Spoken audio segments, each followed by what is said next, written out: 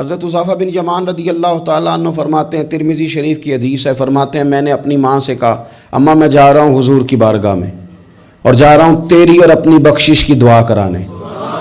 فرماتے ہیں مسجد نبوی شریف میں نے مغرب کی نماز پڑھی، عشاء تک میں بیٹھا رہا کیونکہ حضور بھی نماز پڑھ کے بیٹھے رہے۔ نماز مکمل کرنے کے بعد عشاء کی نماز کا وقت ہو گیا، حضور تشریف فرما، عشاء پڑھی اور نماز پڑھ کے پھر بھی حضور نے توجہ نہیں فرمائی۔ حضور باہر نکل گئے، میں بھی پیچھے پیچھے چل رہا تھا، میں تو دعا کرانے آیا تھا نا گھر سے، دعا کرانے آیا، پیچھے پیچھے چل رہا تھا۔ فرماتے حضور نے مڑ کے نہیں دیکھا، چلتے چلتے ہی فرمایا کون ہے میرے پیچھے؟ ابھی میں بتانے لگا تھا تو خود ہی فرمانے لگے حذیفہ ہے۔